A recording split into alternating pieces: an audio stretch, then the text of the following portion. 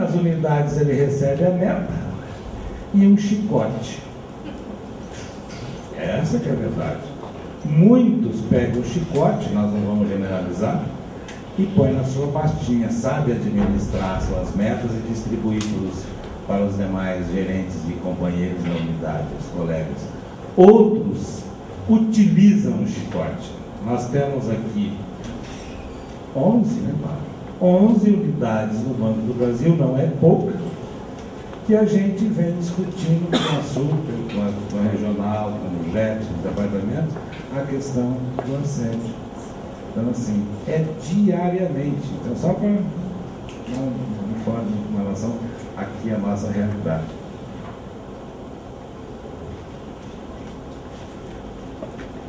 Alguma dúvida, pessoal? Então, vamos lá.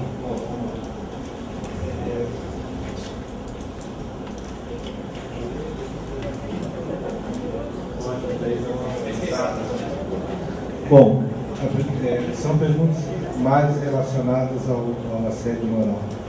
A primeira delas é como agir quando há assédio moral, como funcionário. Como agir? O funcionário está sofrendo.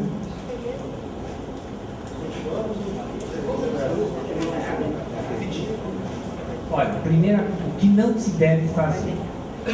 Primeiro, se isolar. Pelo amor de Deus, não façam isso. Tá? E qualquer tipo de assédio, não só de cima para baixo, é muito comum, em nível horizontal até de baixo para cima. Interessante isso. E às vezes esse assédio de baixo para cima ele é fomentado. Isso é uma ótima forma de você eliminar qualquer tipo de relacionamento mais efetivo entre as pessoas. Né? Por quê? Se você se isola, você perde a noção das coisas. Né? E no assédio sexual também. Né? As pessoas muitas vezes se isolam até por vergonha, falam, puxa, a coisa já está tão chata, é uma situação tão humilhante, é um negócio tão penoso, eu vou ficar publicizando a minha fraqueza. Os funcionários para fazer isso, para fazer uma orientação, ou organização jurídica, ou do pessoal da diretoria, do serviço social, da psicologia, ela precisa de apoio. As pessoas que geralmente entram num processo quase irreversível em termos de saúde são aquelas pessoas que se isolaram. Mas um adendo no que concerne ao assédio sexual que existe hoje em relação a homens e mulheres, também é a mesma coisa. Pelo amor de Deus, deixa de ser bobo, deixa de ser bobo e comunique ao parceiro. Não interessa se é marido, mora junto, namorado, comunique. Tá? Por quê? Vai chegar um ponto que isso vai chegar aos ouvidos daquela pessoa. E depois é muito difícil você convencer aquela pessoa o melhor que se relacionar. Tá? É muito importante essa questão. Tá? Eu falo com a pessoa. E lamento a crueldade da minha frase. Mas também o sujeito não confia em nada. E não dá para dialogar. E desconfia 100%, talvez seja melhor buscar um outro companheiro. Que não dá para você, afinal de contas, no dia 2, sendo que tudo que você fala, né, não tem credibilidade. Tá? Mas o isolamento, a sonegação de informação, é a pior coisa que pode acontecer. É um caminho fácil para descer.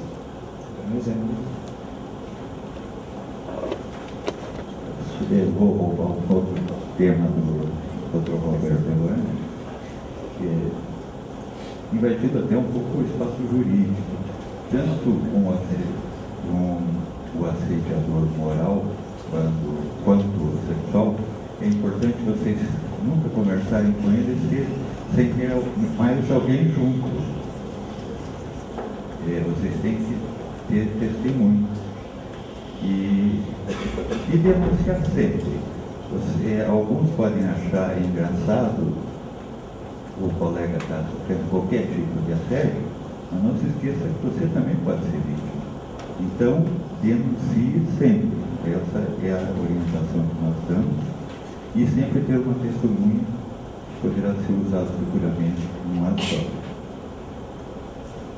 Essa questão de testemunha é fundamental, gente. E não façam um jogo, porque é muito comum, somente em entrevistas de demissão ou coisas semelhantes, o sujeito começar a te provocar, literalmente. Eu já tive vários casos que eu acompanhei, a gente até alertou, não vá sozinho, não vai aguentar, e a pessoa vai, e o sujeito começa a fazer uma série de acusações de furto, e é claro que a pessoa se sente extremamente ofendida e parte, como se diz, para a ofensa verbal ou até física.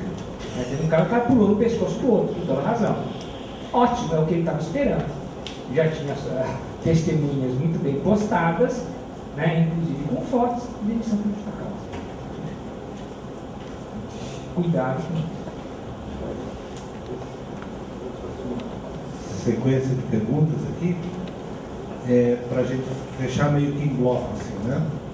Até acho que uma delas está meio respondida, mas vamos lá. Sei que fui assediado, busquei seriamente as características desse tema, mas agora, como provar? Testemunhas têm medo e meio subjetivo, olhares e cenas irônicas, não temos imagem disso. Ponto de vista do assediado, o juiz pode nem dar bola. Áudio gravado, nem sempre o juiz aceita. Cárcere de depressão, não é prova suficiente. Pelo trabalho todo de tentar prova, incentivar a desistência, mas pela honra e luta contra a impunidade, incentivar, tentar provar. Então, qual a dica, qual a sugestão? A outra seria, o gerente geral de uma agência no banco sabe da astúcia ou só aperta os botões, E no Banco do Brasil, após o PDV, a desqualificação dos antigos é continuada. Até os dias de hoje, pregam uma coisa, escrevem uma coisa, mas praticam outra. E eu só queria concluir, aí temos outras, depois nós seguimos. Uma delas, eu queria, já para os dois que são da área de saúde, outro dia eu vi uma entrevista do Zizek, que ele é um filósofo e psicanalista.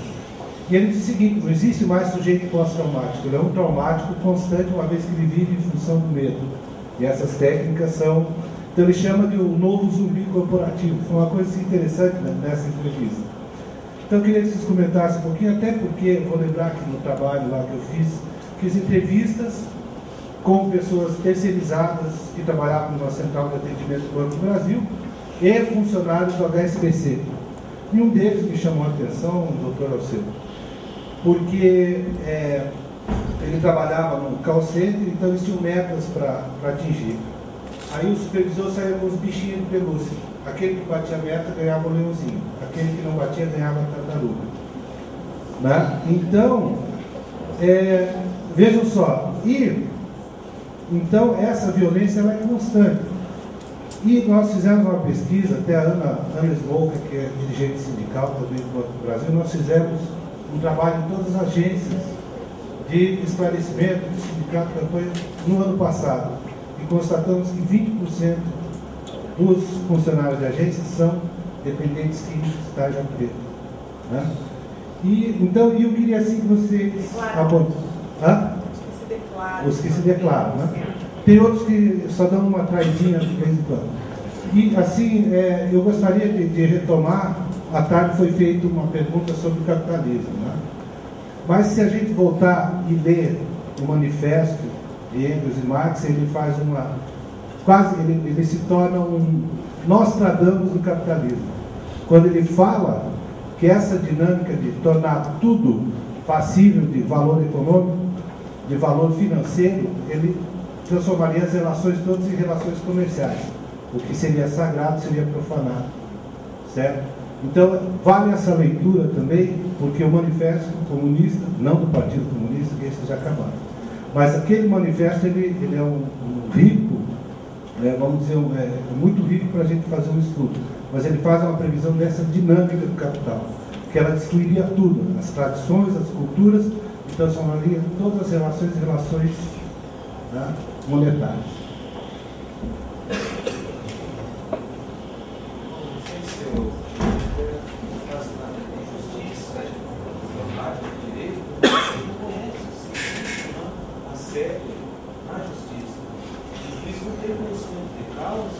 Talvez para julgar isso aqui, porque se o instrumento da justiça talvez não exista assédio, impressão que você tem, você queria colocar isso aí para a gente dar uma o importante, por mais subjetivo que seja, a prova testemunhal é a única que o autor tem. Por isso que eu comentei que é muito importante ter a prova testemunhal e bem como vocês evitarem o assédio moral horizontal, porque vocês também futuramente podem ser vítimas e saber que todos estamos no mesmo barco. E o juízo aceita sim a denúncia de assédio moral, o Ministério Público do Trabalho aceita, contanto que vocês tenham as testemunhas. Não sei se é o pensamento do Dr. Roberto, mas conosco assim tem funcionado. Acho que essa questão ela é muito boa, né? Eu acho que o colega já adiantou, é bom que a gente deixe claro uma coisa. Nós não temos uma lei federal que concerne a assédio moral, tá? Ou seja, existem vários projetos, mais de 20 projetos, no Congresso Nacional, que tentam criminalizar o assédio moral, ou seja, transformá-lo em crime.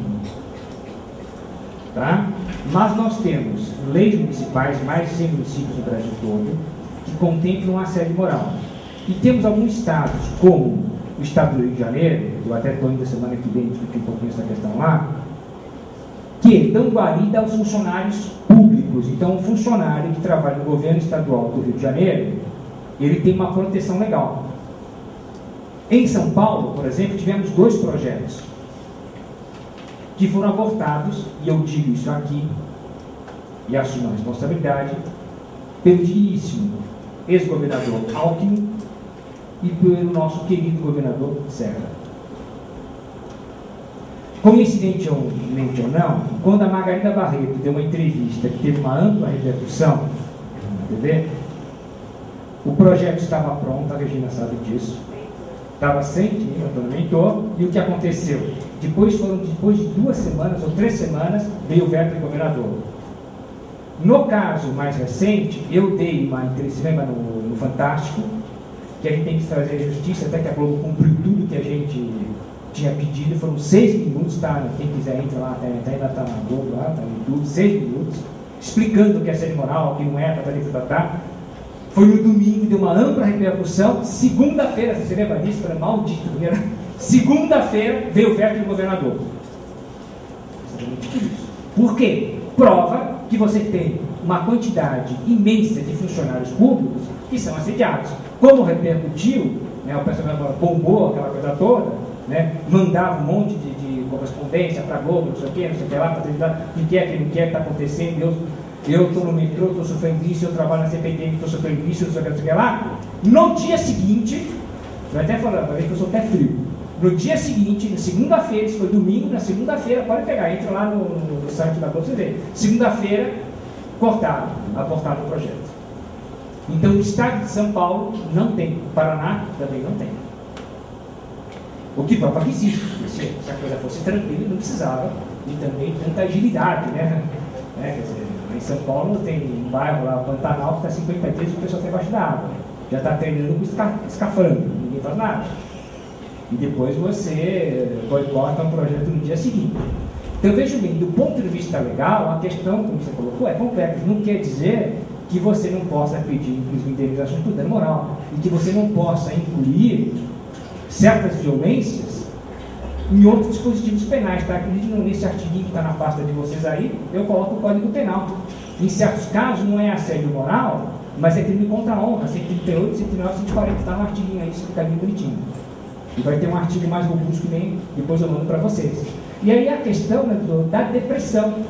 A pergunta que foi feita é a questão da depressão. Hoje há uma longa discussão jurídica a respeito da depressão. Quando eu falo de depressão, deixando claro, não é tristezinha.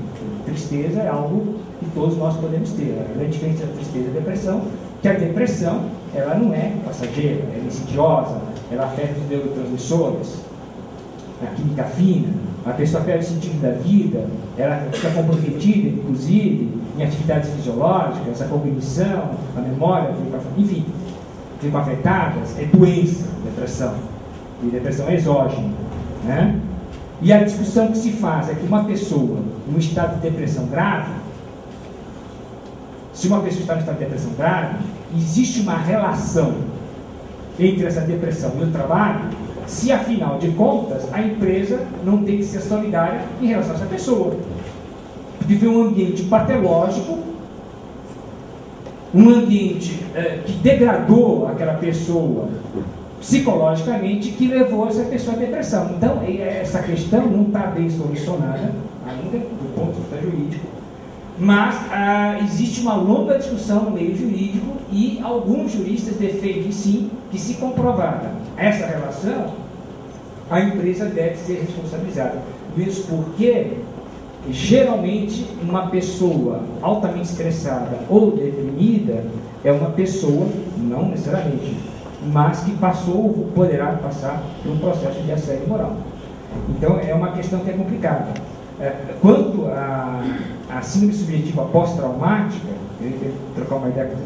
Eu sei que tem algumas pessoas que estão falando, eu não sei qual é a tua opinião, mas eu tenho muito, queria ouvir a tua opinião, porque eu acho que é muito importante. Você tem uma visão de muitos anos, né, direto na linha de frente. Algumas pessoas advogam, como Zizek, por exemplo, que é uma pessoa séria e tal, mas eu não assisti essa entrevista, confesso para você, mas eu ouvi falar dessa entrevista com detalhes. Os 2 orientandos meus assistiram, tal, foram no passado, anotaram tudo, e eu fiquei muito preocupado, porque você sabe o meu medo? Veja, esse Zé que está colocando a coisa de forma metafórica. Ora, não existe o sujeito, né, com uma síndrome subjetiva pós-traumática. Antes de mais nada, acho que todo mundo sabe o que é síndrome subjetiva pós-traumática? Todo mundo? Isso é muito técnico. O que é síndrome subjetiva pós-traumática? A chamada síndrome subjetiva pós-traumática, ou estresse pós-traumático, que é mais conhecido como estresse pós-traumático, é uma patologia decorrente, geralmente, de traumas frequentes ou não frequentes em decorrência do trabalho. Por exemplo, nos bancários é muito comum que pessoas tenham sintomas de síndrome subjetiva pós-traumática se elas passaram por um assalto muito violento em agências bancárias, né? Então o cara chega, aponta uma arma lá na cabeça do sujeito e o sujeito fica lá 5 minutos com uma 45 na cabeça, né? Depois vão lá para o doutor, tem que aguentar. Imagine quando acontece, que outro dia aconteceu em São Paulo, a mesma agência já era a 3ª vez que tinha assaltada em menos de 2 meses. Ou seja, a pessoa começa a ter flashes, ela começa a ter uma revivescência, né, daquela situação, mesmo quando ela não existe. Então, dispara um alarme, não aconteceu nada, não está sendo assaltado nada, foi alguém que encostou lá, não sei o que lá. Ou ele viu o sujeito lá, o porteiro, mais nervoso. Ele sente tal como a agência tivesse sido assaltada. Então, esse tipo de declaração, eu acho que é complicado, porque o que ele está querendo dizer, na minha opinião, pelo que ele descreveu na entrevista? Olha, hoje, todos nós somos um pouco assustados. Todos nós somos um pouco doentes. Eu garanto que o meu colega aqui cada vez vai ser mais solicitado. Porque todo mundo está um pouco deprimido. Todo mundo tem medo de perder emprego. Todo mundo tem medo de levar um pontapé naquele lugar. Ótimo. Isso é uma coisa, mas quando você simplesmente... Ele falou, claro, com boa intenção. Agora, o meu medo é que justamente alguns advogados de porta de cadeia, às vezes que são muito astutos, usem esse tipo de declaração, que é uma pessoa que tem um certo nome, para falar, quando o sujeito vai reivindicar alguma coisa, e a justiça tem contemplado, assim, no sentido pós-traumática, né? Vai falar, olha, isso aí todo mundo tem. Né? Isso aí acontece com todo mundo, não é privativo, não é porque a agência foi assaltada 8 vezes, né, em um ano, que afinal de contas o banco tem que ser responsável por alguma coisa. Isso acontece com qualquer um. Então eu acho que é muito problemático esse tipo de declaração. Eu acho que nós, pesquisadores e sindicatos, nós temos que tomar muito cuidado com o que a gente fala, né? Porque isso pode ser utilizado para o bem ou para o mal. Eu não sei o que eu... Nem tanto, nem tanto. Até para conhecimento de vossas senhorias, eu tenho uma experiência familiar, porque o meu irmão mais velho foi gerente de negócios do Banestado, muitos anos, 30 anos mais exatamente, e passou por essa situação descrita pelo doutor Roberto e sofreu síndrome traumática. Então, não preciso falar mais nada. Pessoas que vão fazer 5, 6 anos, um flash na cabeça. Aliás, o que acontece é engraçado que vai relacionamento com a série. Pessoas, por exemplo, que passaram por uma série moral brutal, elas não suportam muitas vezes passar perto, na verdade, perto da fábrica, perto do banco. Desvia o caminho, literalmente. Aquilo que aquele rapaz falou, ainda tem um fim exagero. A pessoa desvia. Ele usou até um termo que eu achei muito interessante, né? É como se fosse um dragão, né? Um dragão que ia me devorar. Só me alongando mais um pouco, eu tenho vários pacientes que ou pediram demissão ou foram aposentados, quer por acidente de trabalho, quer por auxílio-doença, que resolveram se mudar do interior e tem um verdadeiro pavor de voltar para Curitiba ou passar na frente do banco que trabalhava, né? E muitos desistiram até da ação trabalhista que tinham direito por depressão, porque não, eles preferiam perder tudo do que ter que enfrentar, tanto que foram humilhados no processo todo, que só estava faltando desistirem da vida, o resto desistiram de tudo. Então, é complicado, eu não sou psiquiatra nem psicólogo, mas tento aprender um pouquinho para poder também orientar um pouco vocês nesse sentido. O doutor Roberto pode nos explicar muito melhor isso. E eu fico com pena, porque eu vejo que muitos de vocês, tudo bem, eu sou médico, tenho que cuidar da saúde, mas eu me sinto na obrigação de cuidar da saúde do bolso de vocês também. Como disse o doutor Roberto, o que um empresário sem dinheiro é um mendigo. Então a gente nós temos que orientá-los dentro da nossa capacidade sobre todos os aspectos. Vocês não podem abrir mão dos seus direitos de maneira nenhuma. Quer que tenha que recorrer a psicólogo, psiquiatra, advogado, mas muitos chegam a uma situação que largam tudo. Largam tudo e vão morar no interior, vão morar no meio do mato, que é uma fase anterior à fase do suicídio. Passo a palavra para o Dr. Roberto.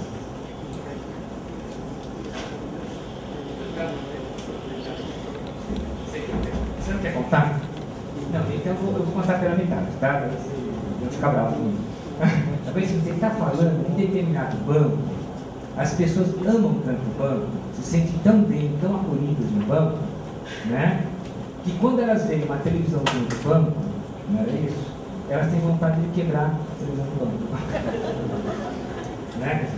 Então, quer dizer, por aí, acho que por aí a gente vê em que ambiente, as pessoas não são crianças, né? São homens adultos, pessoas homens mulheres como nós, né?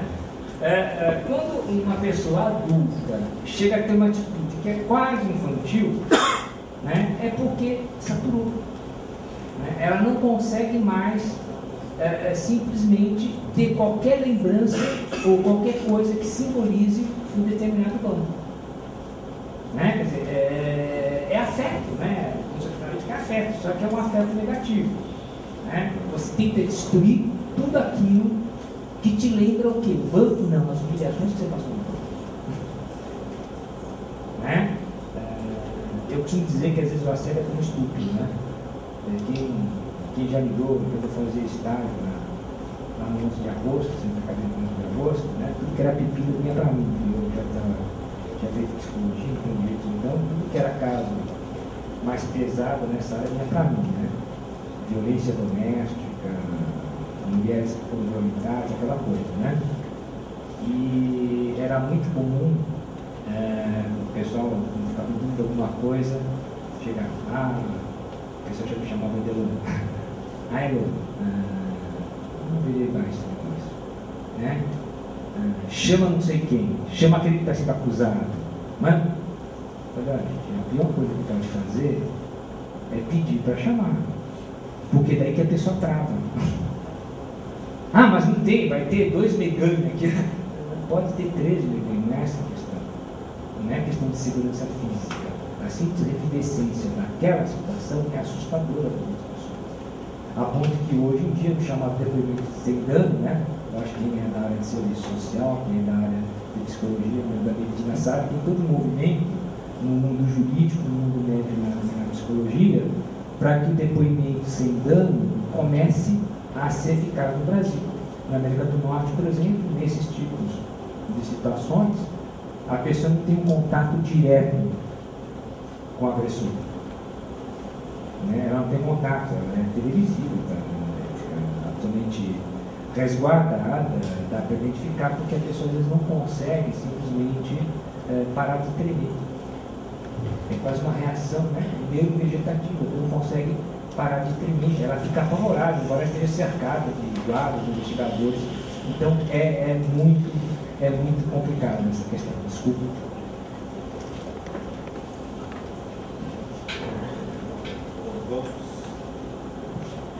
Vamos à última rodada de perguntas e depois vamos encerrar. Professor Eloane, da Regina, pergunta: o senhor pode falar um pouquinho mais sobre o crime continuado? E 2, como está sendo visto pelos pesquisadores a relação depressão-câncer, em especial uterino, no meu caso da época do nexo causal? E a mesma Regina, agora uma direcionada ao doutor Alceu, no meio médico, como andam os estudos de assédio moral, diferente da doença mental? Como está sendo visto o tema assédio moral do CRM? E, por último, nós temos a pergunta da Ana Sbolka, até que ela sofreu. A Ana Sbolka foi uma vítima do assédio moral explícito, digamos. Então ela entrou na justiça e, pelo visto, não teve sucesso. Né? A justiça não responde no caso de assédio moral, quer provas e não serve documentos, distorce os testemunhos. As práticas do PDV no Brasil ainda são utilizadas. Temos várias vítimas, temos relatos de planos de suicídio no local de trabalho. O que fazer? Como reverter esse poder torturador do empregador que se reflete no comportamento dos gestores mais valorizados, entre aspas, né? Hoje, por exemplo, no call center do Banco do Brasil, o gerente acha que 6 minutos de banheiro é o tempo para o supervisor advertir o funcionário. Lembremos, né, que um tempo atrás eles tinham o ranking, está gravando? Corta. Isso não serviu como prova. E, assim, eu queria fazer uma justiça aqui ao Maurício, que há horas ele disse que não escreve, ele quer falar, né? Então vem aqui e faça sua pergunta, será uma exceção? Ou pode fazer daí? Claro, claro. Não, o problema é que às vezes nem eu entendo que eu escrevo, tá? Quanto mais você. Você viu minha letra. Inicialmente, eu estava pensando sobre a fantástico, por exemplo, onde não do Sincero. É o seguinte, eu sou do jurídico do Sincero das ações coletivas. Lá tem um advogado das ações individuais e eu sou das ações coletivas. E chega nas minhas mãos os planos do governo, na área de saúde, educação, trabalho. Eu, no Carnaval, recebi o plano de saúde, o plano plurianual da saúde, 2010-2013. 70 páginas, cheio de grau, e tal. Aí eu fui analisando e fui marcando erros e omissões e, né, cada página tem pelo menos um asteriscozinho, alguma reflexãozinha. Aí eu fui, no final tinha as diretrizes. No final estavam definidas as diretrizes da política municipal de saúde. Uma das diretrizes era justamente a fiscalização pelo poder público municipal do cumprimento das NRs nos locais de trabalho das empresas privadas, especificando trabalhadores das empresas privadas, especificamente. Aí eu pensei, bom, por que se fiscaliza as empresas privadas e você não serve para fiscalizar si próprio? Ou seja, Casa de Ferreira, Espelho de Pau, eu fiscalizo você, mas eu não posso me fiscalizar. Eu, na condição de prefeitura, eu exijo que vocês cumpram, vocês empresas cumpram as normas regulamentadoras do Ministério do Trabalho. Agora, essas normas eu não aplico aqui, porque o Ministério do Trabalho não tem competência para legislar coisas que são de competência do município, mas o município também não cria lei. Então, a gente vê, assim, a questão de ergonomia do serviço público em São José dos Pinhais. Não existe. Você vai estar usando ambiente de trabalho, as mesas, quem trabalha como secretário, quem trabalha como recepcionista, simplesmente é uma mesa comum, uma cadeira comum e não tem nenhuma preocupação com a integridade física de quem está trabalhando. Então, o servidor público é colocado mais uma vez de lado. Segundo, se está na Constituição o direito à saúde, que é um direito fundamental do homem, do ser humano, por que não se aplica ao servidor público municipal? Então, aqui eu estou colocando a questão do servidor público municipal que tem a ver comigo, mas de uma forma geral, se é mal fiscalizado internamente, como que é feita essa fiscalização externa também? Então, às vezes, se cobra dos bancários, de repente, uma efetiva fiscalização. Como é que funciona se eu me fiscalizo também?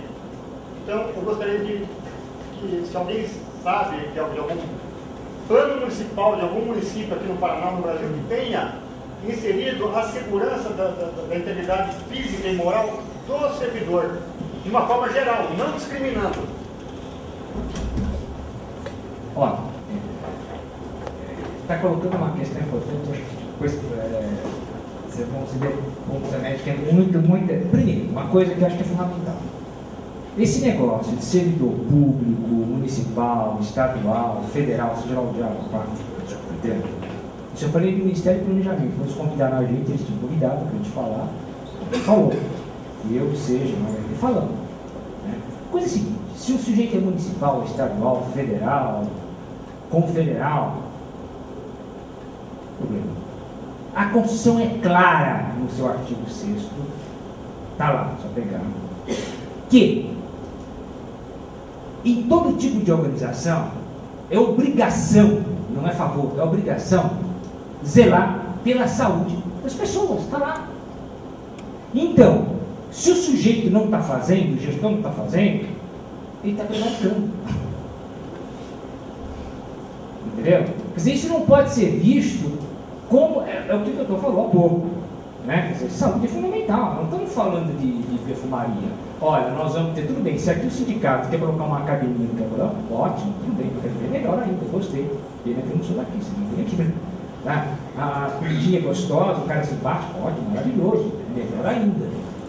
Agora, nós estamos falando aí na prefeitura de um complemento, de uma benesse, nós estamos falando de algo que a Constituição manda que se faça.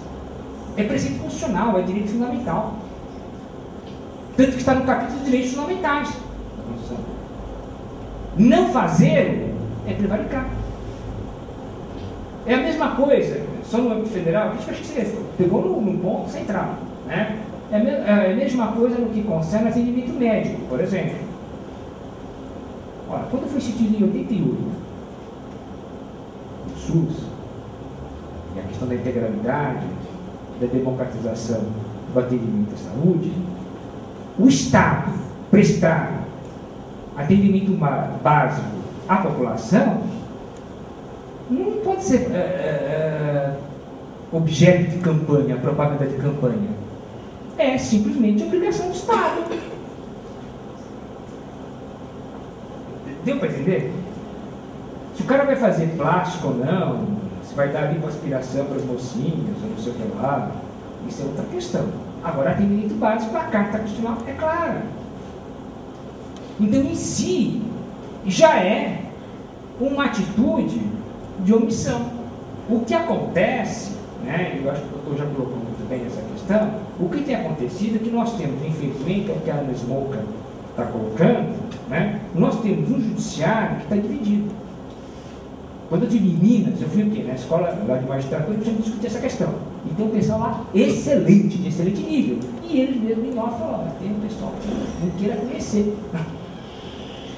Tem lá o doutor Renault, tá um pessoal super de excelente, muito bem intencionado, sérios, corajosos, etc. E tal. Mas tem de tudo, como toda sociedade tem de tudo.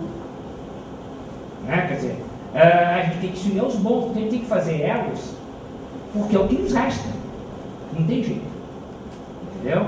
E recorrer, se necessário, vai recorrer das instâncias. Quer dizer, o problema, a gente já colocou essa questão um pouco à tarde, é uma sensação generalizada de impunidade que nos desanima. Para quem é da área jurídica, como você, isso a gente percebe até na funcionando uma revolta, né? Acaba sendo uma coisa visceral.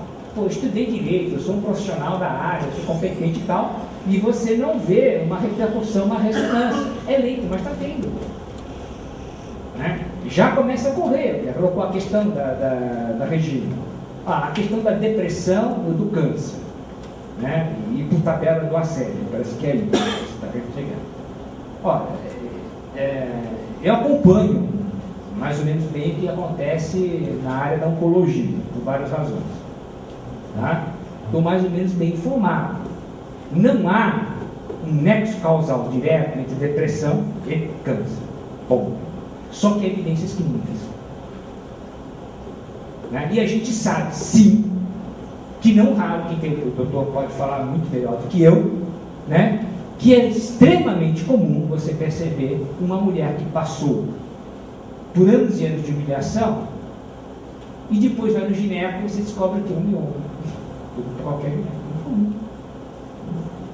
É muito comum um homem que foi, durante um longo período, humilhado, vilipendiado, ter sua dignidade realmente checada, ele acabar sendo dependente de álcool e a longo prazo de drogas lícitas e depois de drogas ilícitas, da forma que tem, as famosas tarjas pretas. Esse é o fato, é um nexo causal indiscutível. Né? Quantos alcoolistas, né, não se tornam alcoolistas após as estruturações e daí por diante? Então, há esse nexo. O que acontece? A gente não vai conseguir mudar o judiciário ou abrir a cabeça da noite pro dia. Que há juízes que achariam o que a Ana colocou, a Ana Smoker, como absurdo, acharia. Eu mesmo acho absurdo. Eu estudo, tenho formação de direito, psicologia, me informei na esquina, conheço alguma coisa. Tá? Conheço alguma coisa. Você vai também me convidar para dar aula na escola de magistratura, de Ministério Público. Uma coisa. Eu acho um absurdo, mas infelizmente o que o doutor falou é verdade. Né? Eu acho um absurdo você contemplar na questão do assédio moral, basicamente, as testemunhas, que é o que é mais difícil de você ter. Ué, há e-mails, eu já vi e-mails, já vi cartas interessadas, já vi fatos altamente comprobatórios. Não acho que deve ser não pequenos indícios, nada disso. A gente não vai transformar isso numa mercadoria ou numa forma de ganhar dinheiro. Não, de jeito nenhum. Isso em hipótese alguma. Tá? Mas você se basear exclusivamente em testemunhas contradiz o que eu aprendi, eu acho que né, na faculdade de Direito, na qual o Largo de São Francisco dizia: as testemunhas são as grandes prostitutas, com o perdão da palavra, das provas. Não é. Goffredo da Silva Teles, Dalmo Gabriel Dalari, né? Manipula, você pode manipular. Isso era dito em faculdade de Direito de primeira linha. Não, obviamente, que todas as testemunhas sejam o quê? No caso, elas podem ser fundamentais. Mas você não pode basear um julgado apenas em provas testemunhais. Veja bem como contradiz princípios jurídicos. No trânsito há um princípio que é básico, presunção jurídica. Eu estou dirigindo meu carro. Veio o sujeito lá, meio, digamos assim, asepsizado, né? Asepsizado, alcoolizado. Resolveu fazer uma asepsia interna, né? E bate na traseira do meu carro. O que é? Perante a legislação de evidência, é uma presunção jurídica de manter distância. que são raríssimos os casos onde ele não tem culpa. Em 99% ele vai ter culpa mesmo, tinha que manter distância, não correu muito e acabou. Ou, até prova o contrário, ele é responsável pelo dano. É uma prisão jurídica. O fato em si demonstra. Agora, precisa uma testemunha. Tem que estar alguém lá olhando na esquina, olha, o cara veio e tal, estava atrás do outro carro, ele parou, eu, idiota, bateu atrás. Você tem isso. O fato em si diz, a mesma coisa na questão da assédio moral. Às vezes as provas são tão evidentes, né, que fica claro, a resolução do Conselho Regional de Medicina, uma das resoluções diz claro que o local de trabalho deve ser o quê? Deve ser estudado, os antecedentes devem ser estudados, quer dizer, se aquela empresa, de forma contumaz, ela é processada ou não é, se houve casos pretéritos, ou seja, uma série de fatos que não exigem testemunha, provas testemunhais, e são robustos. O que se aprende em teoria geral do direito? É o conjunto probatório, é o conjunto de indícios que leva ou não ao convencimento do juiz. Isso é teoria geral do direito. Então, quando você fala, olha, não vale gravação, não vale e-mail, não vale carta, não vale o cara estar numa depressão severa, né? Tomando êxodos 3 vezes por dia. Não vale nada. Bom, então o que vale? Eu tenho que comprar uma testemunha para falar, não, eu vi ele gozar da cara do sujeito, eu vi que ele penteava o sujeito o tempo todo, é preciso isso? Veja bem, se há juízes que assim decidem, não são todos os juízes. E eu acho que a gente não pode partir do pressuposto que a justiça sempre age dessa maneira. Não estou falando de defesa da justiça não, hein? Tá? Mas eu acho que se a gente pensar dessa maneira, a gente não vai reivindicar nunca. Vai achar que daí não tem jeito. Bom, eu compro uma testemunha, ou eu me jogo na ponte. Eu não reivindico o meu direito. Daí a gente não caminha. Por isso que eu acho que a gente tem que bater, o sindicato tem que continuar batendo e demonstrando que isso não é fazer justiça, isso pode ser fazer direito, mas não justiça. Bem, em relação ao Conselho Regional de Medicina, eu não diria que fosse que está sendo omisso, eu diria que está fazendo vistas grossas e não dando a devida importância ao caso. Em relação ao assédio moral, eu sou um dos poucos ortopedistas ou médicos que está encampando isso, inclusive de muitas ideias do Dr. Roberto Blanco, e inclusive nexo epidemiológico. Por que tanta gente do banco X ou da empresa Y vem dizer que estão sendo assediados, que estão tendo depressão, estão se suicidando, alguma coisa errada tem. Por mais que não tenhamos jurisprudência, mas vamos então tentar buscá-la. Essa é a minha posição. E parece que tinha mais alguma coisa que eu não lembro.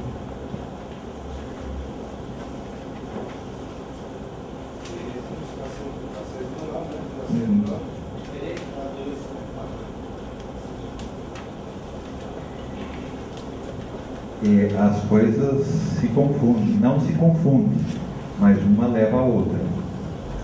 A pessoa assediada durante muito tempo vai desenvolver um quadro depressivo, por vezes indo até ao suicídio, como o Sr. Roberto já comentou. E em relação à depressão, câncer, não tem nada comprovado ainda, mas sabe-se que a pessoa deprimida tem abaixo nível de catecolaminas, então baixa a resistência, não que seja causadora do câncer, mas pode ser, o câncer pode se manifestar mais rapidamente, se desenvolver mais rapidamente, mas também é teórico, ainda não existem trabalhos fidedignos que comprovam. O que comprova é a baixa de imunidade e baixa de resistência. Inclusive, existe um centro de saúde mental, principalmente isso também, está estudando essa especificação de outras doenças graves relacionadas ao problema de saúde mental, estresse pós-traumático. Se você pudesse colocar uma situação. E só complementando o nome por favor. Maurício, o doutor Roberto já respondeu praticamente tudo que ia falar. A lei existe, se cumpre ou não cumpre. Nós temos que ir atrás para que cumpra. E a lei existe tanto para o poder público quanto para as empresas privadas. Invadindo um pouco a sua área, né? Eu sou apenas um curioso, um diretor, um estudante, mas a gente sabe que a lei existe.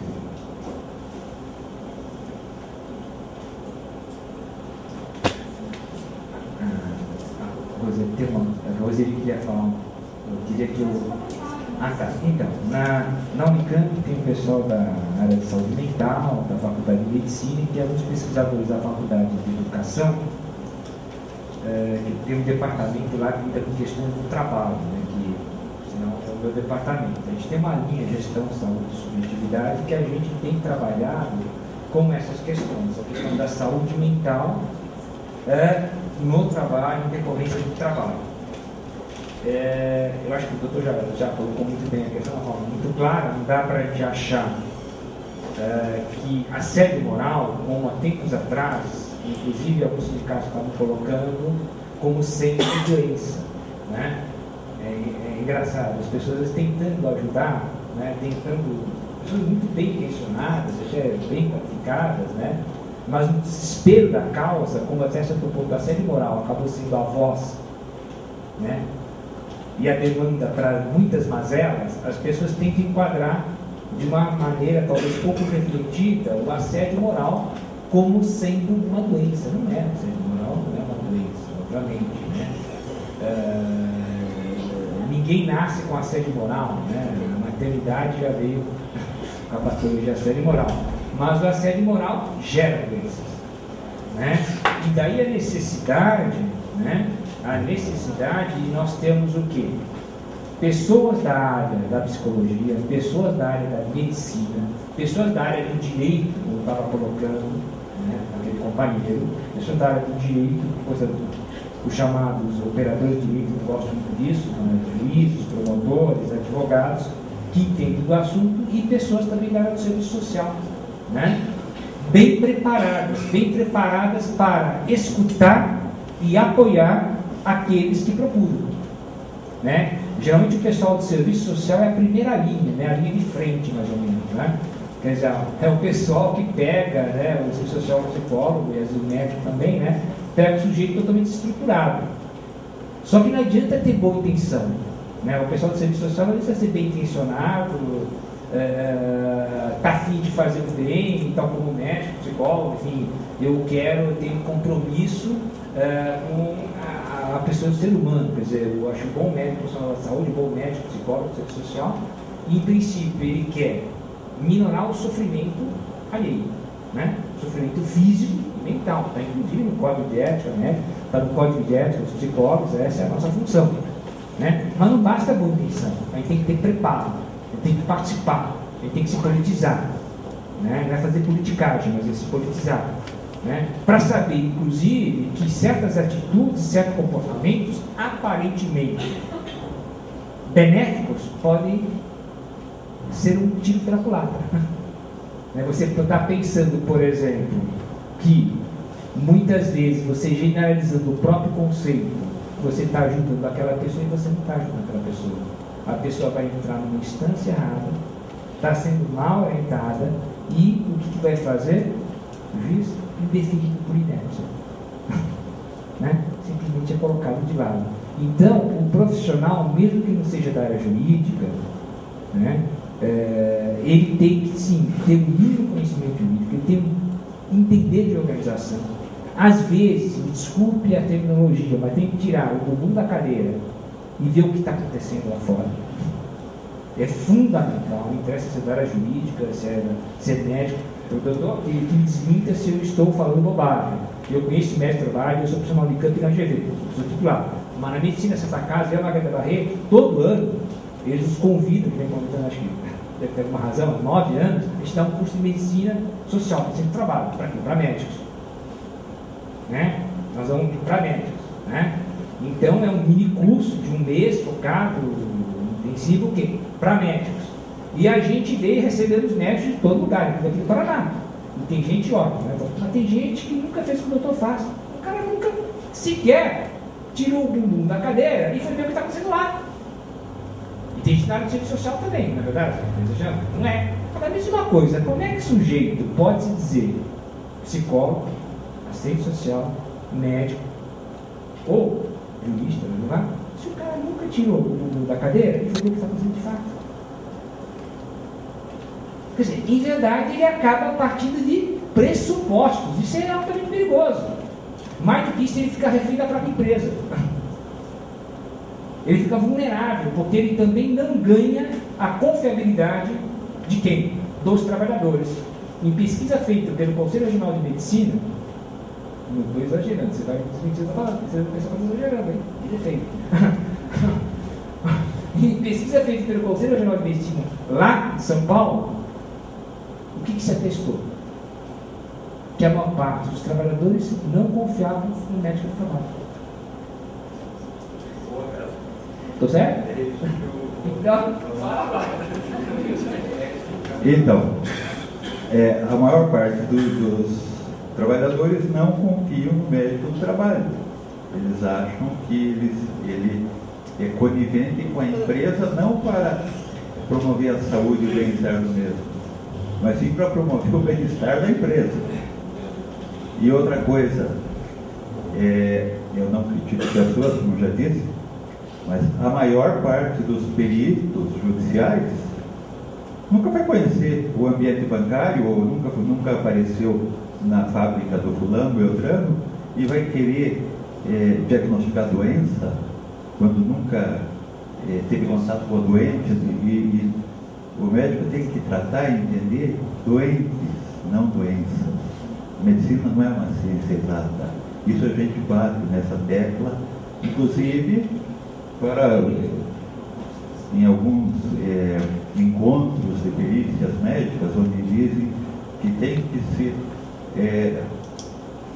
fixar, ou que nós temos que observar apenas a doença e o movimento.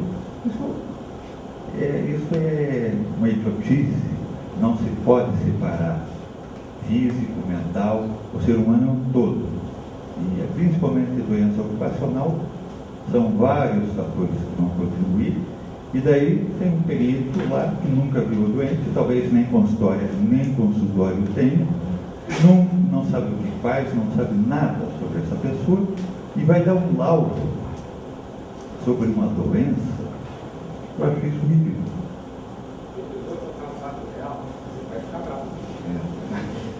Que aconteceu, né? É verdade, aconteceu. Pergunta para a Margarida. A gente estava, isso já faz um certo tempo, uns 4 anos atrás, a Margarida falou: essa autodepressão dá você, né? Já dá você, né? Você vai legal, né? Então eu fui lá, comecei lá, depressão, aquela coisa toda, né? Na lousa, aquele papo todo. Bom, coloquei lá.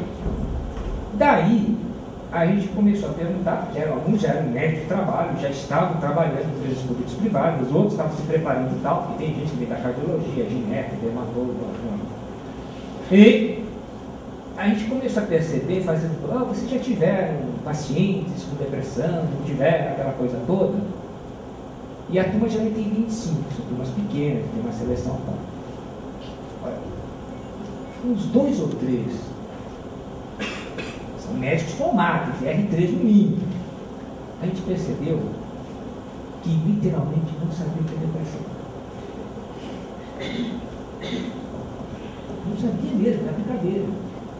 Mas a tristeza, tá? Não sabia. Não sabia. O conhecimento teórico era pequeno e errado, confundia tudo, depressão, e na prática, como eu estou falando, nunca vi uma pessoa deprimida. Talvez se vê uma pessoa deprimida, sai fugindo. É estranho. Vamos ficar perto. Então, não é, e veja bem, é R3.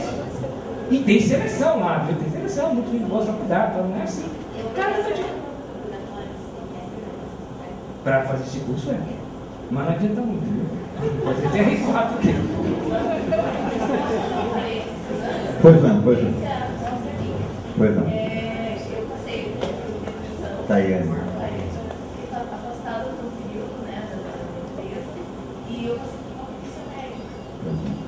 a médica alegou que depressão não é considerada incapacidade laborativa. Não tinha por que me afastar. Ela não deu auxílio de doença. E eu, É o despreparo total. E agora, isso eu não estou generalizando. Se tiver algum médico que trabalha, algum médico querido, por favor, não quero generalizar. Eles só entendem de depressão quando eles vão dar um laudo em paciente portador de doença osteomuscular relacionada ao trabalho, que nós sabemos que na maior parte das vezes desenvolvem depressão secundária ao quadro de invalidez. Eles só dizem que entendem depressão quando eles põem no laudo que o doente tem todas essas dores porque é deprimido. A depressão, que eles nem sabem o que é, veio antes. Por eles serem deprimidos é que eles têm dor no braço. A culpa é deles, quem mandou? Assim como vocês vão para um quadro crônico, porque vocês não querem se curar. Onde já se viu um paciente com tendinite há 5 anos tratando não melhorar? Isso não existe. Troque de médico, opere. O senhor tem tendinite do supraespinhoso porque o senhor tem acrômio tipo 2. Eu tenho acrômio tipo 2. Então, o senhor ainda não está com tendinite. Eu tenho acrômio tipo 2, doutor. Eu vou operar para não ter tendinite. Você está louco, isso é uma balela. Se você não estiver submetido a um fator de risco, você pode ter acrômio tipo 1, tipo 2, tipo 3, acrômio que o valha. Você não vai ter tendinite do supraespinhoso. É a posição que eu tenho dado aos meus pacientes, contrariando os peritos judiciais que adoram ver lá um laudo de acrômio tipo 2 de Vigliani, que é um acrômio discretamente curvo, que na prática não pode favorecer a quem trabalha o dia inteiro com o braço elevado, pode favorecer o impacto. Mas o acrômio tipo 2 por si só não significa nada. Mas eles adoram quando vê uma ressonância como tipo, não, ele tem uma tendinite porque ele tem um problema de nascença. E é isso que nós enfrentamos. E às vezes, muitas vezes, o juiz lê a manifestação do assistente técnico. Né? Em São Paulo até melhor, porque o juiz prefere, os juízes na maior parte preferem que o perito dele, o assistente técnico do autor e o assistente técnico da empresa mandem laudos independentes e ao mesmo tempo. Até acho que é mais justo. Mas aqui não. Tem muito juiz que não quer nem saber de ler o laudo do assistente técnico. Então o perito de confiança dele, que ele nem conhece, não sei como é que é, de confiança, é o único laudo que ele leve. Quer fazer algum comentário sobre isso?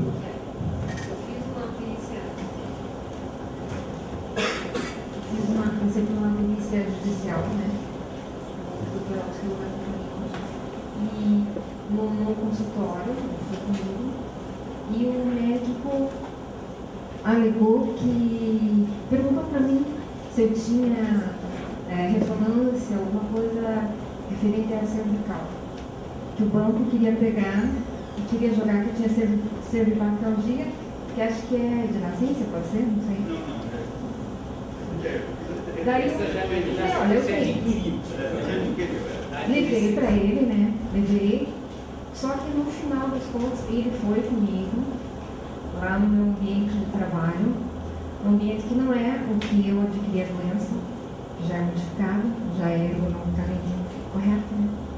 E tá, ele fez o laudo dele que eu estava com fibromialgia e cervicalgia. Quer dizer, tudo que eu tinha levado que não possuía, que não tinha nada, ele colocou que eu tinha. E o juiz, o que é pior, só olhou o laudo dele, que não interessava de mais ninguém. Não interessava exames e não interessava nada. Só o perito judicial, que era o que interessava.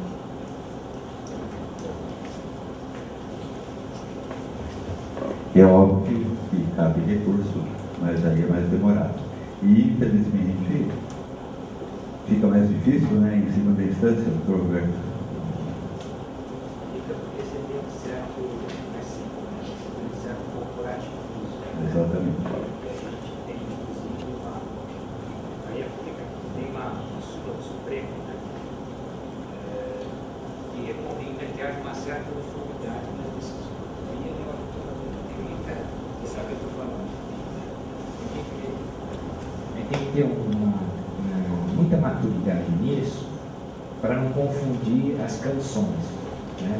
Porque, em parte, o Brasil continua sendo uma terra da impunidade, porque se por um lado você tem na área civil, na verdade, e na área criminal, mas somente na área civil, tributária, a possibilidade de você ter 8 recursos, quando não mais, não acabam os recursos, né? Para quem não é da área, para quem entende, por exemplo, no Brasil é perfeitamente possível que se faça como o Ricardo Mansur fez. Para quem não sabe, Ricardo Mansur foi quem comprou o MAP em São Paulo. Comprou coisa no Brasil todo, inclusive aqui. Ele comprou, fez jogadas arriscadíssimas, inclusive o Sudameris, o Bandeirinhos, fez jogadas arriscadíssimas, quebrou. E se ele tivesse ganho, ele ficaria ainda muitíssimo mais curto que ele já quebrou, e no caso do mapping, a primeira consequência foi pôr na rua 3.000 comerciários sem pagar absolutamente nada. Nada. Depois descobri, é claro, que não recolhia fundo de garantia, mas isso é essa coisa que não tem importância para o trabalhador, são luxos. Né? Ele fez isso. Né? E ele está recorrendo até hoje. Isso, veja bem, faz quase 15 anos. Faz 15 anos que ele fez isso. Mas é claro, como ele é um homem trabalhador, o que ele fez? Hoje ele está em Ribeirão Preto, na tua terra, viu? Está na tua terra, casou-se de novo, aliás, trocou de esposa também, porque claro, ele é um empreendedor. Então já é claro. Esposa, né? Pior que é sério, estou brincando, a gente fala da terra, mas é sério. Participa do clube mais caro, do clube mais caro de Ribeirão Preto, só não entrou num outro, né? Porque a família Junqueira, quer dizer, lá quase quebrou devido ao desfoque dele. Daí entrou, logicamente, uma família ilustre e tal, e falou: não, peraí, né, bandido aqui também tem limite, né? Mas ele continua, anda com o BMW dele e comprou 2 usinas em Ribeirão Preto. Estou mentindo? Então, veja bem, o sujeito prejudicou 3.400 trabalhadores, pôs na rua sem nenhum direito. Ele sequer a fundo de garantia tem, porque ele nunca pagou, fundo de garantia, tá? Deu calote em todo mundo, em todos os credores, pequenos comerciantes, inclusive, que era o pessoal que veio de confecções, do mapa, aquela coisa toda. Quer dizer, lesionou milhares de pessoas e comprou 2 usinas caríssimas. Então, porque ele está recorrendo, ele está recorrendo. E sabe quando ele vai pagar? Quando acabar os expulsos. Até lá ele já morreu, né? Os filhos, provavelmente já tem netos, né? E ele continua dando estrambique. Então a gente precisa tomar cuidado com esse tipo de recurso na área civil e criminal, porque o país, realmente, ao contrário de outros países, né, é o país da possibilidade de você fazer o que você quiser e nunca responder de fato. Então tem essa questão. Agora, só um minuto. Na área do trabalho, a coisa complica, porque o que acontece? Se você corre o risco de engessar, por exemplo, os próprios peritos. Vamos falar, eu como sou perito, eu posso falar. Né? Graças a Deus ainda não privatizaram o IGAMP e tal, então eu posso falar, tem muita estabilidade, aliás, isso é uma questão séria. Né? A privatização, a tentativa de privatizar o centro de pesquisa e universitário, isso é muito perigoso, por exemplo. Eu posso falar porque na AGV é uma fundação, por enquanto não privatizaram, e a Unicamp é uma estatal que tem ainda mais garantias. Você não podia falar sobre o que eu estou falando aqui. Mas eu posso falar, por exemplo, que a gente sabe muito bem que existe uma pressão imensa por parte de alguns governos em cima dos peritos. Estou errado? Porque cá entre nós, daí, é muita grana, mas é muita grana mesmo. Nós não estamos mais falando do pequeno comerciante que lá não recolheu não sei o quê, não pagou para o SESI, esse tipo de coisa, às vezes até de forma inocente. Nós estamos falando de milhões. E daí a pressão é imensa. Então a gente vai ter que saber distinguir muito bem, né, o que é uma súmula, né, uma recomendação, uma súmula unitária de uma pressão, né, brutal em cima da peritagem, que é o que está acontecendo no Brasil. Tá? Você ingesta os caras e as pessoas têm medo, inclusive, de decidir. Você tem pessoas corajosas, né? Tem gente que ainda colocam que estão aqui, que estão dando a cara para bater, mas a maior parte das pessoas, infelizmente, prefere fazer uma carreira um pouquinho menos perigosa e acabam aderindo ao jogo do sistema. Tudo isso que o doutor Roberto Eloni falou, e a Globo está mais preocupada em falar que o fulano pagou R$50 de um jantar com cartão corporativo. É o fim da picada. Na outra, você não vai escândalo, porque a ministra, né, comeu uma. Comeu uma. Como é que é? Eu gosto muito. Tapioca. Gente, você podia comer tapioca, pastel, ou vai no restaurante, qual é o problema? O que você tem que ver com isso? Isso é ridículo. Uma baita discussão, a mídia entra, se a mulher comeu tapioca, você podia pagar com cartão corporativo, não. Gente, isso aí que vem que você discute a tapioca, porque você não vê os milhões de contratos. É isso aí. Da minha parte, foi não.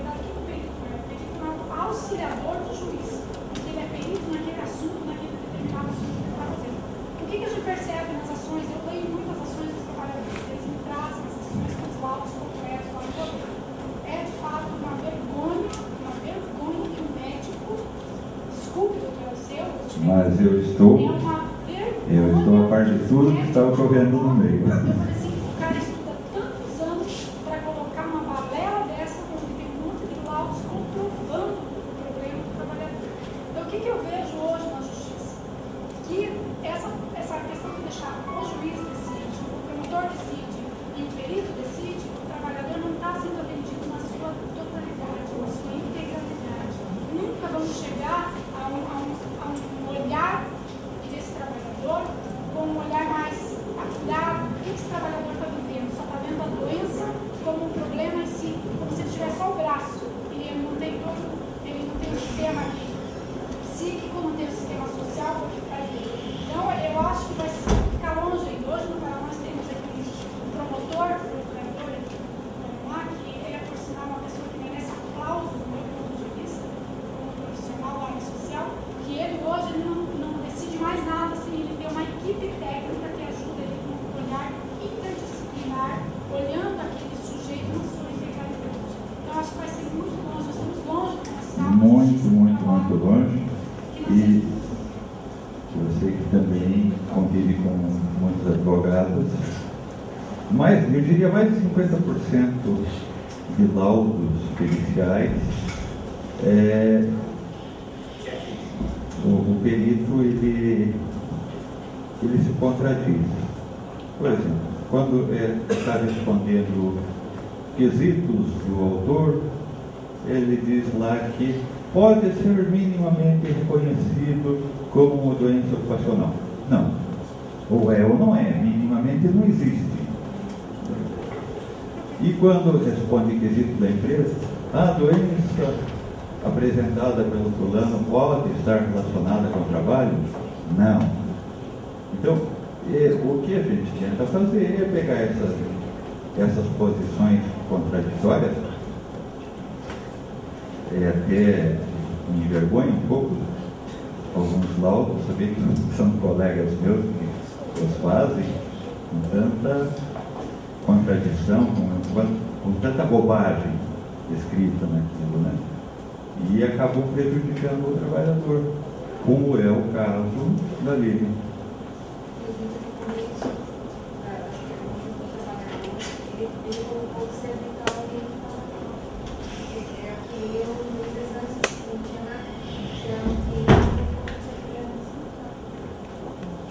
Infelizmente nós estamos muito mal servidos agora. Infelizmente. Já que você me colocou, eu não quero causar nenhuma depressão, já que nós estamos falando de depressão, né? Longe disso. Mas eu acho que é bom que a gente faça, porque você tocou num assunto que é muito espinhoso e ao mesmo tempo é uma questão profunda. É a minha opinião pessoal, tá? Não tem muito estudo, pelo menos até agora, mas eu tenho discutido essa questão de gênero, ética, bom, eu não me especializei para mim, mas a questão de gênero e ética eu tenho discutido já há um bom tempo, né? E eu acho que você está colocando uma questão que é extremamente importante para todos nós, homens e mulheres. Por que nós fizemos avanços na área de família e por que na área de trabalho não existe um avanço na mesma velocidade, embora já tenha havido avanço? Minha opinião muito pessoal, para dar longe, tá? O que eu vejo? Como é que eu vejo? Na área de família, você não mexe diretamente com o capital. Bom, vamos dar um exemplo concreto para que a gente não fique num discurso apenas ideológico. Lei Maria da Penha. Todos sabem a Lei Maria da Penha, né? Foi um avanço significativo, não há dúvida nenhuma, precisa ser aperfeiçoado em algumas questões, eu acho sim, daí é uma outra questão, acho que mais delicada, vamos ter que uma outra oportunidade de discutir essa questão de gênero, tá? Até exagero de algumas questões processuais, na minha opinião, tá? Mas foi um avanço significativo. E por que avançou tão rápido? Porque a Lei da Maria da Penha não tangencia questões econômicas. Ela tangencia questões que, sobrevivamente, nós sabemos que existem principalmente nas classes pobres. Não vou falar os eufemismos, classe pobre. Ela protege quem? A mulher que é espancada diariamente. A mulher que precisa da guarida jurídica, da proteção policial. Ela lida com questões que não afetam o grande capital.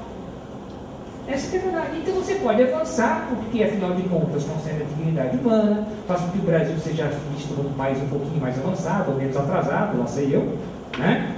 Então, cá entre nós, não mexe muito com o bolso de ninguém, exceto da própria mulher, né? E do idiota lá que acha que muitas vezes ele se sente mais homem, mais macho, batendo na companheira que o apoia diariamente. Então a verdade é essa. Né? Já na área de trabalho, né, doutora, a coisa é um pouco diferente. Né? A questão da Lei Dort, tão bem explanada pelo colega, mostra muito bem que nós já estamos lidando o quê? Com uma outra categoria. Né? Nós estamos lidando com a categoria econômica. Os bancos tiveram que gastar, não tanto, mas gastaram alguma coisinha para transformar postos de trabalho para pessoas e não para animais. É verdade. A gente acha que o né? mundo vai conseguir regulamentar o sistema financeiro internacional e não vai conseguir regulamentar o sistema financeiro. É bem mais provável. Né? Concordo contigo, mais do que isso, né? A questão do assédio moral. Por que a gente ainda tem muita coisa a fazer? Porque a gente não consegue nos projetos federais. Olha, nós estamos nessa empreitada, mas ainda estamos aqui há mais de 10 anos. Aí, esses aulinhos da palestra para cima e para baixo, de abacuar, o trabalho acadêmico, por que a gente não consegue? Por que a gente não consegue? Pela mesma razão que o governador do estado de São Paulo, os dois, vetaram os projetos no dia seguinte. Pô, será que eu sou tão importante? Eu acho que não. É porque o pessoal percebeu o quê? Que tinha tantos casos de empresas públicas e estaduais paulistas que era bom vetá-los rapidinho, não espera mais não. Porque vai entrar tanta ação, nós vamos ter que responder com grana, com indenização, que é melhor vetar e fazer de conta que não existe. E aliás, quando o Alckmin foi entrevistado, fez o que ele falou. Não, imagine. Isso é coisa rara no governo do estado, nas empresas paulistas. Eu não sei por que é raro, mas Algumas empresas, como a CFTM, já contrataram consultorias para fazer uma espécie de seguro, sabe, inversa? Seguro de seus executivos. É raro, mas o cara faz seguro, olha que coisa bonita. Com o nosso dinheiro, é claro. E quem paga o seguro são os nossos, sabe, inversa? Há todo um projeto, e é uma discussão, graças a Deus o Ministério Público interferiu, falou que quer provas mais robustas, necessidade disso. O gestor público faz um seguro para se ele for o quê? Acusado de assédio moral. Quer dizer, não existe, mas, como dizem os espanhóis, as bruxas não existem, mas não é bom duvidar muito. É mais ou menos isso, quer dizer, não existe, mas põe um seguro bom aí, né? Porque Deus é que sabe o futuro. Então é mais ou menos isso, essa é a razão.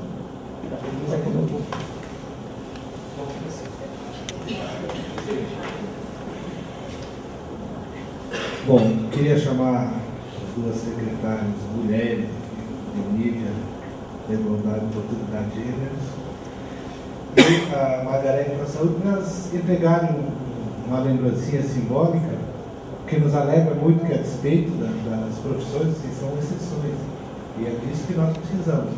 Cada vez a exceção se torne regra, né? E principalmente o mundo acadêmico, que é uma torre de marfim, então desceu, né? Nós tivemos essa discussão lá dentro. Então eu queria entregar, fazer a entrega simbólica aqui.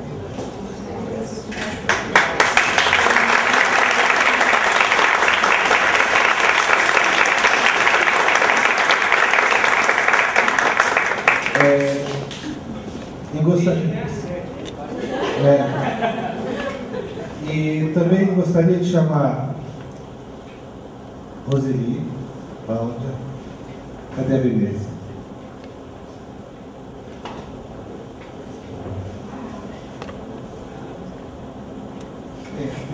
Porque só queria assim, fazer um pequeno lembrete que numa das principais reuniões que nós tivemos, a Sônia, né? A Renata não está, a Aurora, enfim, a Sônia, a Fernanda. Eu queria lembrar que a reunião que foi um divisor de águas para que acontecesse esse evento aqui foi no 23 de dezembro. Né? Então, para lembrar que sindicalista trabalha também, né? Foi no 23 de dezembro, onde nós tínhamos uma série de dúvidas e enfim, várias questões a serem resolvidas, inclusive a Roseli, mesmo entrando em férias, ainda tentou se comunicar com a gente e tal, e levou uma bronca, porque ela estava, em vez de relaxar e descansar, mas acho que elas merecem também, porque sem o trabalho delas, que são do staff da Margarete, né, não teria acontecido. Parabéns, né?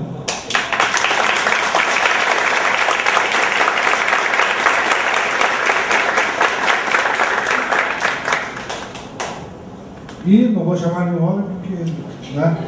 Mas, então, encerrando mais uma vez, os sindicatos bancários de Curitiba e região agradecem a presença de todos. Lembramos que amanhã, quinta-feira, dia 4, as atividades do primeiro ciclo de debates de organização do trabalho, inclusão ou reclusão, continuam. Agora, convidamos todos os presentes para partilhar conosco um coquetel, que será realizado no andar superior desse espaço cultural. Muito obrigado.